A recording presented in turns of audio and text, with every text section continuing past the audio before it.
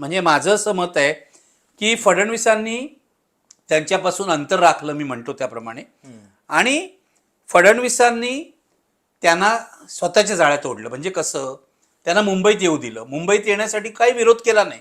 येऊ नका सांगितलं नाही. खरं तर कोणाला वाटलं नव्हतं की ते इतकं मोठं आंदोलन मुंबईत येईल म्हणून. एक्झॅक्टली. त्यांनी एक प्रकारे बघितलं, म्हणजे त्यांची नाही, 3-4 महिने आधी त्यांनी सांगितलं होतं ना आपण आंदोलन करणार.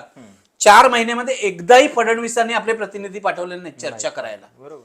म्हणजे मी तुमच्याकडे दुर्लक्ष करतो, मी तुम्हाला काही किंमत देत नाही. याचं कारण असं आहे, फडणवीसांचं असं म्हणणं होतं की आम्ही आता मराठ्यांना 10% SC-BC आरक्षण दिलेलं आहे, तेच त्यांनी घ्यायला हवं असं फडणवीसांचं म्हणणं दिसतंय. आता मुंबईमध्ये हजारो लोक जर येणार असतील तर काही व्यवस्था करायची जबाबदारी होती सरकारची.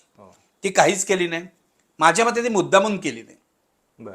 म्हणजे खाऊ गल्ली बंद ठेवली, पाण्याची व्यवस्था केली नाही, टॉयलेटची, हे अमानवी आहे, माणुसकी शून्य आहे. हे त्यांनी मुद्दामून केलं. फडणवीस अत्यंत कावेबाज आहे असं माझं मत आहे पहिल्यापासून. म्हणजे ते अजित पवारांसारखे बोलणार नाहीत वाटेल ते, किंवा शिंदेसारखी कृती करणार नाहीत. पण त्यांनी मनोज जरांगे पाटील मुंबईत येतील पाहिलं, त्यांची गैरसोय होईल पाहिलं. पोलीस काय स्वतःहून निर्णय घेत नाहीत ना, खाऊ गल्ली बंद ठेवा, टॉयलेटला कुलप लावा. हे जेव्हा गृहमंत्री त्यांना सांगतात तसं करा, तेव्हा पोलीस करतात. पोलीस हे हुकमाचे ताबेदार आहेत. त्यामुळे मी पोलिसांना दोष देत नाही.